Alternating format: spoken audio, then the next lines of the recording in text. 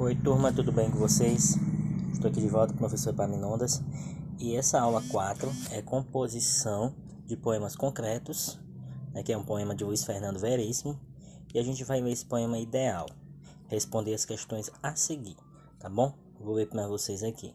Poema ideal é o que de cima para baixo e de baixo para cima quer dizer o mesmo.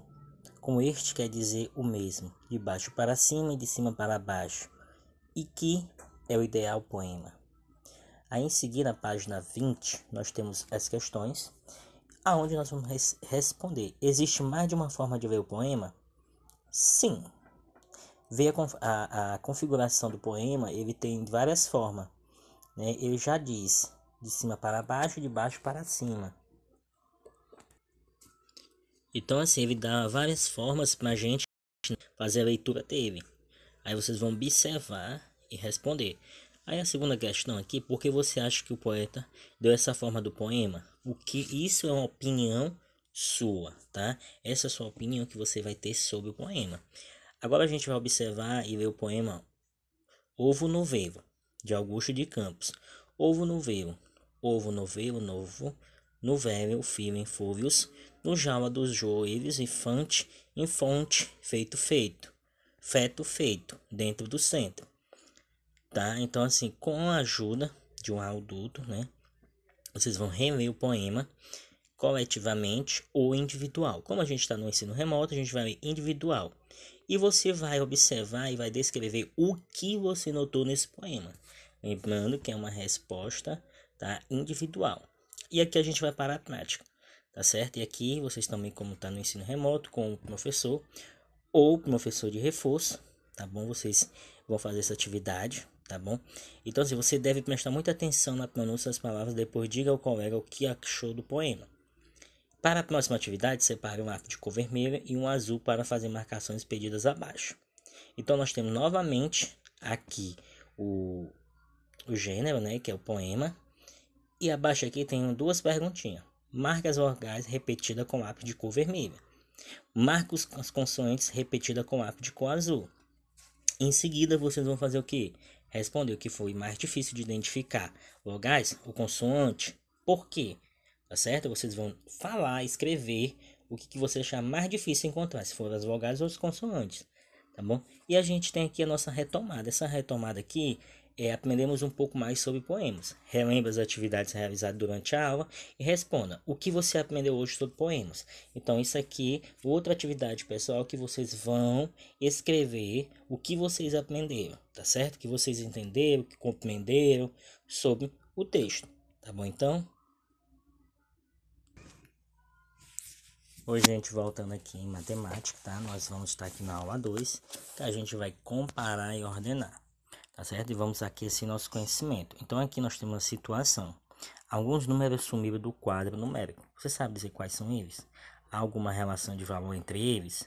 Então, assim, vocês vão descobrir, tá? Com o auxílio de um colega ou do adulto, tá certo? As regularidades que presente no quadro numérico.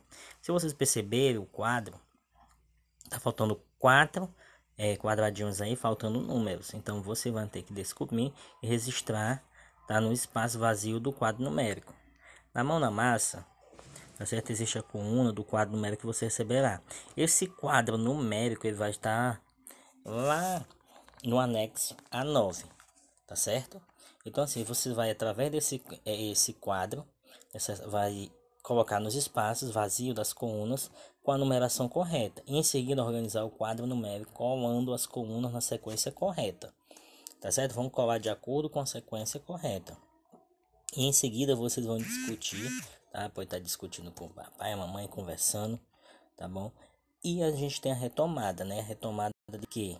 Das classes gramaticais. Nós temos a primeira classe, que é a unidade simples, que é a unidade de ordem, a primeira ordem, que é a unidade, a segunda ordem, que é dezena, e a terceira ordem, que é centena. E tem uma segunda classe, que é a classe dos milhares, tá bom? Então, quarta ordem, unidade de milhar, dezena de milhar, centena de milhar. E aqui nós temos um raio-x. Esse raio-x o que é? Vamos treinar o que a gente aprendeu. Tá certo? Gabriela fez um quadro escrevendo todos os números em que estava pensando, mas o quadro ficou uma bagunça. Você pode ajudar a organizar colocando os números na sequência correta do menor para o maior. Então aqui você vai fazer colocar os quadros do menor, os números no quadro do menor para o maior, ok? E aqui a gente vai estar na nossa aula 3, que é a continuação, tá? Que é uma representação e comparação. Nós temos aqui um enunciadozinho que a gente vai ajudar o Bruno a resolver o probleminha a seguir. Bruno conseguiu formar um número no quadro valor lugar, fazendo uma relação com as quantidades e cores de bolinhas coloridas. Para isso, ele usou todas as bolinhas apresentadas a seguir. Sabendo que cada cor representa uma ordem, você saberia dizer que número ele formou? Existe com algum algarismo no quadro valor e lugar. Então, assim, ele está dizendo aqui que a primeira ordem, tá, unidade simples, a segunda ordem dezena e a terceira ordem de centena. Só que aí e você vai calcular o que? Através das cores você vai fazer um número, tá? Quantas bolinhas estão de azul? Quantas bolinhas estão de rosa? Quantas estão de laranja? Então isso vai mostrar para vocês o número. Então aqui se eu tenho 4 bolinhas azul, então vai ficar esse número inicial juntamente com as outras bolinhas, que contando vai dar o número que vai ser colocado aí. Tá bom? E agora vocês vão registrar a lista dos números que Bruno poderia ter formado, a quantidade das cores. E aqui a gente vai colocar a mão na massa. Bruno encontrou mais um problema e ajude a resolver. Ele precisa o quê? Precisa organizar as bolinhas no ábaco para formar um número de 4 ordens. Sabendo que as cores iguais representam a mesma ordem, você pode ajudá-la a formar um número no ábaco. Quer dizer, então eu vou fazer a mesma contagem de quantas bolinhas de cores tem rosa, verde, amarela e azuis, tá certo? Então isso vai dar os números, tá bom? Digamos que eu tenho 4 verde, então eu tenho 4 números, né? Então assim, você vai compartilhar aqui o resultado aqui na atividade, fazendo o desenho e fazendo a pintura, tá bom? E lembre-se de representar no ábaco e escrever os outros números encontrados, tá certo? Então aqui a gente vai discutir, tá certo? Existe aqui uma regularidade nas ordens desse número, então sabe-se que o número é maior que o outro somente observando as bolinhas. Nós só vamos saber que o número é maior que o outro quando a gente utilizar as bolinhas, tá certo? Então aqui, como você explica os números serem tão diferentes usando os mesmos? Que algarismos permaneceram na mesma ordem, nos diferentes números, eles ainda apresentam o valor que tinham, mesmo estando em números diferentes. E aí você vai levantar uma hipótese, tá bom? Você descobriu que organizando as bolinhas no ábaco é possível formar muitos números.